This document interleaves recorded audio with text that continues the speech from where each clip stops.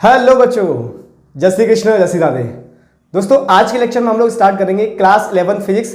और आज के लेक्चर में मैं आपको कराने वाला हूं लॉज ऑफ मोशन के न्यूमेरिकल्स, क्योंकि न्यूमेरिकल्स में मोस्टली बच्चों को प्रॉब्लम आती है। तो आज हम लोग न्यूमेरिकल सीरीज स्टार्ट कर रहे हैं लॉज ऑफ मोशन की। और लॉज ऑफ मोशन में आपको हर टाइप के क्वेश्चन में करवाऊंगा। तो आज के लेक्चर में हम लोग लॉज ऑफ मोशन में फोर्स के न्यूमेरिकल करेंगे।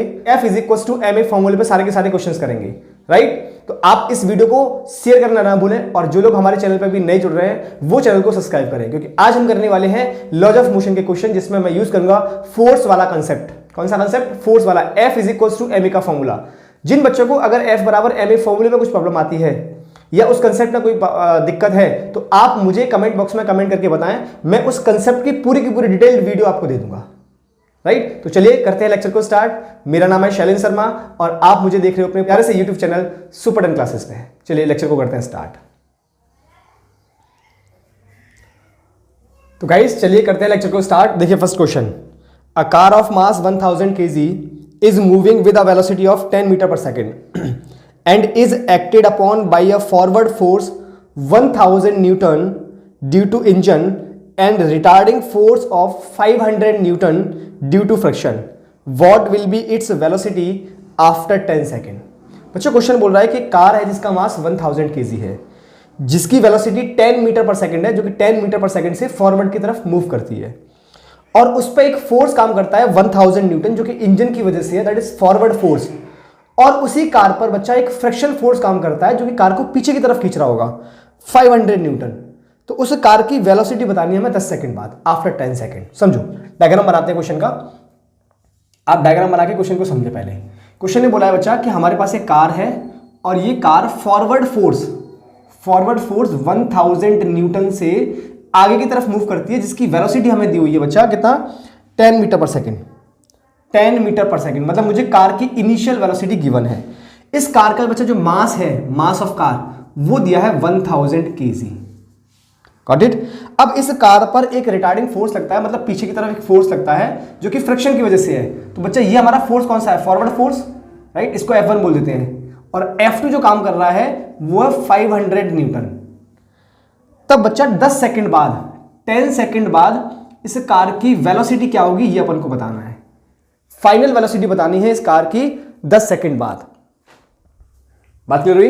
10 सेकंड बाद इस कार की फाइनल वेलोसिटी मुझे कैलकुलेट करनी है।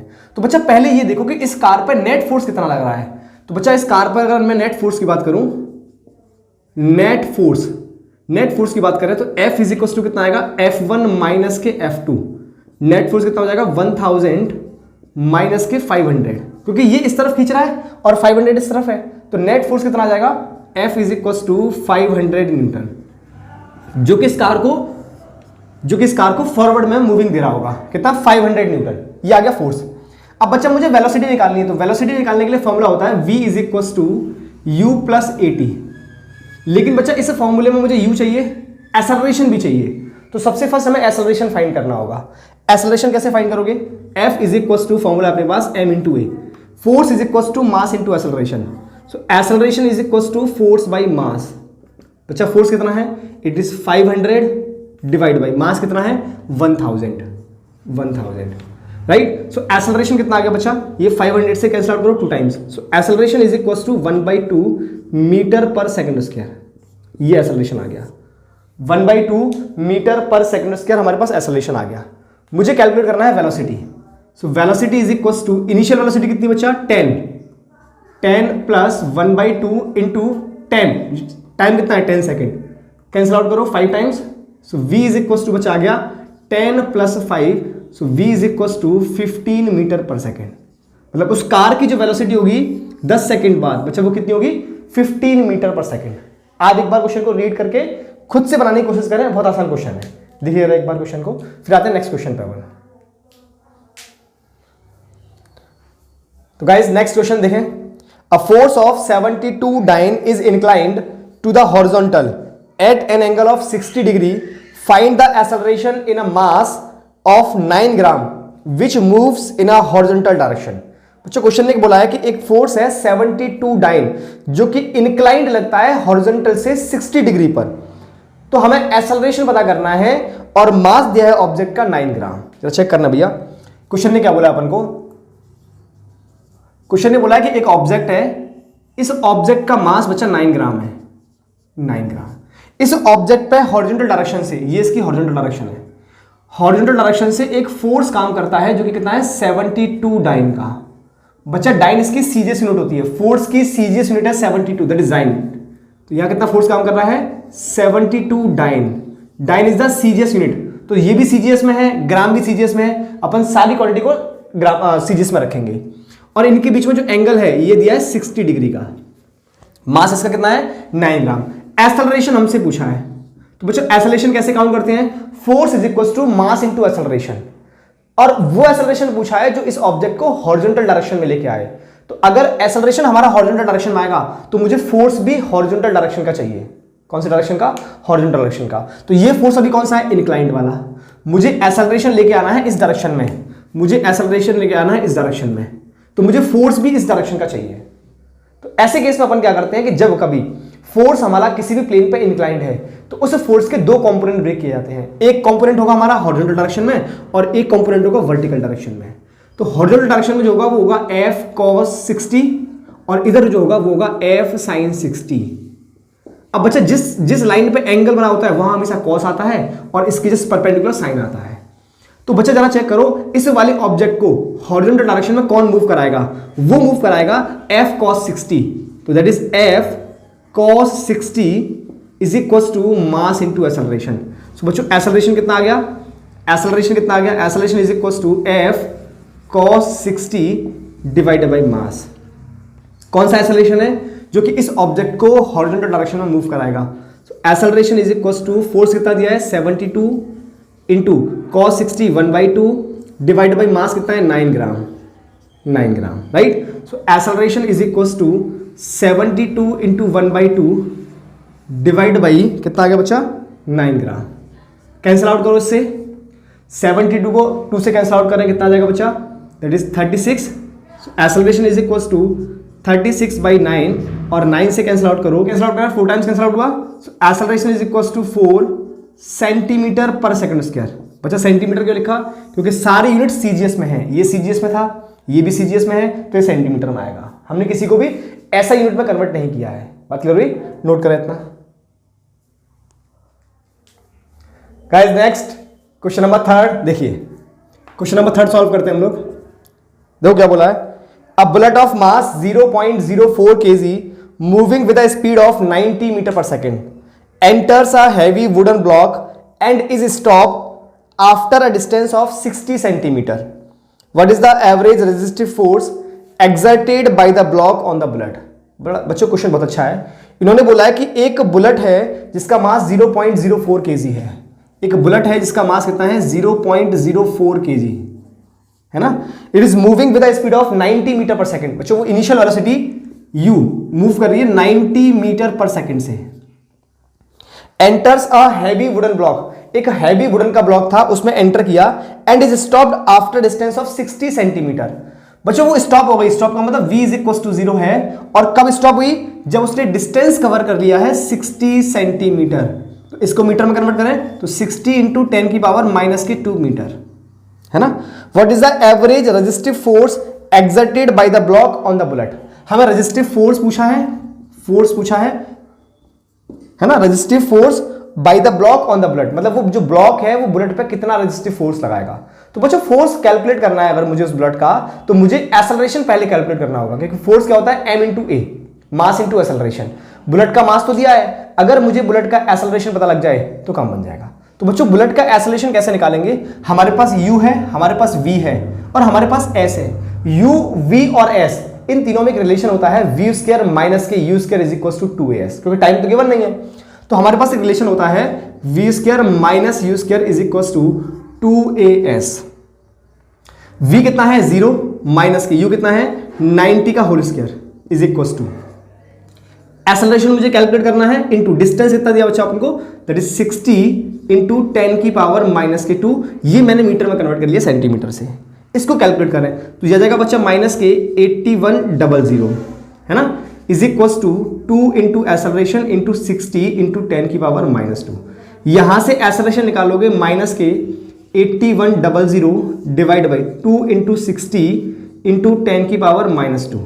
सो एक्सेलरेशन इज इक्वल टू, जरा चेक करना बच्चा, ये से कैंसिल आउट हुआ है ना, -810 इंटू 10 की पावर 2 ऊपर, दैट इज 100 ऊपर चला गया, डिवाइड बाई 2 इंटू 66। अब इसको कैंसिल आउट करें से 50 टाइम्स हुआ है ना, इसको कैंसिल आउट किया 50 टाइम्स हुआ, बात क्लियर नहीं हुई। अब जरा चेक करें, एक्सेलरेशन इज इक्वल टू कितना आया, -810 into 50 divide by 6, divide by 6। अब बच्चा कैंसिल आउट करें फिर से, 25 2 से कैंसिल आउट करें और ये आया 3 टाइम्स, कितना आया 3 times. So acceleration is equal to -810 into 25 divide by 3, divide by 3। अब 81 को 3 से कैंसिल आउट करें, 81 को 3 से कैंसिल आउट करें, इस 3 से, है ना।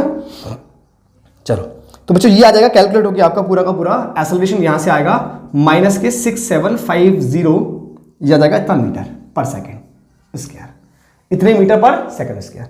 ये हमारा एक्सेलरेशन आ चुका है। बच्चा माइनस क्या इंडिकेट कर रहा है कि गाड़ी जाके जो बुलेट जो है जाके स्टॉप हो रही है, मतलब ये इंडिकेट कर रहा है रिटार्डेशन को, रिटार्डेशन। तो रिटार्डेशन कितना है 6750 मीटर पर सेकंड स्क्वायर, मतलब नेगेटिव एक्सेलरेशन। रिटार्डेशन का मतलब नेगेटिव एक्सेलरेशन। अब मुझे क्या चाहिए, रिटार्डिंग फोर्स, रिटार्डिंग फोर्स मुझे कैलकुलेट करना है। तो बच्चा कितना होगा, mass into acceleration, mass into retardation, है ना, रिटार्ड मतलब एक्सेलरेशन। सो मास कितना है 0.04 इंटू 6750, 0.04 इंटू 6750, ये हमारे पास आ जाएगा एक्सेलरेशन। इसको कैलकुलेट करोगे, मल्टीप्लाई करोगे तो ये आ जाएगा 270 Newton. So this is the answer. ये हमारे पास रिटार्डिंग फोर्स आ जाएगा। क्लियर है, तो नोट करें एक बार।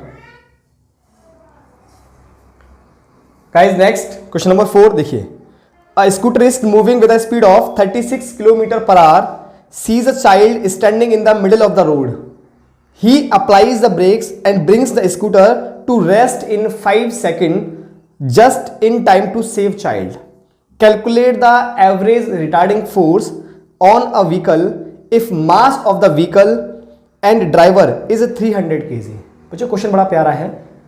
क्वेश्चन क्या बोल रहा है कि एक स्कूटरिस्ट था जो कि स्कूटर को चला रहा था और उसकी इनिशियल स्पीड थी 36 किलोमीटर पर आवर, है ना, मतलब हमें इनिशियल स्पीड दी है u, कितना दिया है 36 किलोमीटर पर आवर। तो पहले आप इस 36 किलोमीटर पर आवर को मीटर पर सेकंड में चेंज करें। तो इसको मीटर पर सेकंड में कैसे चेंज करोगे, आप इसमें 5/18 का मल्टीप्लाई करें, 5/18 का मल्टीप्लाई करोगे तो ये मीटर पर सेकंड में आ जाएगा। कैंसिल आउट करें 2 टाइम्स तो जाएगा 10 मीटर पर सेकंड। ये हमारे पास इनिशियल स्पीड आ चुकी है उस स्कूटर की। अब क्वेश्चन ने बोला है कि स्कूटरिस्ट इतनी वेलोसिटी के साथ में मूव कर रहा था और एक बीच रोड पर बच्चा खड़ा हुआ है, चाइल्ड। उस बच्चे को बचाने के लिए उस स्कूटरिस्ट ने ब्रेक लगाया और स्कूटर को स्टॉप कर दिया 5 सेकंड में। मतलब हमें जो v दिया हुआ है बच्चा वो दिया है 0 और टाइम दिया है 5 सेकंड, 5 सेकंड में स्कूटर रोक दिया। Calculate the average retarding force, हमें फोर्स कैलकुलेट करना है कि उस स्कूटर पर कितना फोर्स लगा स्कूटर को रोकने के लिए, जबकि मास कितना है स्कूटर का और उस पर बैठे हुए ड्राइवर का, वो हमें दिया है 300 kg, 300 kg। तो बच्चों अगर मुझे फोर्स निकालना है तो force is equal to mass into acceleration. मतलब सबसे पहले मुझे एक्सेलरेशन की कैलकुलेशन करनी होगी। एक्सेलरेशन की कैलकुलेशन कैसे करोगे, आपको u दिया है, v दिया है और टाइम दिया है। हमारे पास होता है equation number first, that is v is equal to u plus at। v कितना है 0, u कितना है 10 प्लस एक्सेलरेशन मुझे निकालना है और टाइम 5 सेकंड दिया है। सो बच्चों माइनस के 10 is equal to 5 into a. So a is equal to कितना आ जाएगा माइनस के 10 divide by 5, that is acceleration is equal to minus के 2 मीटर पर सेकेंड स्क्वायर।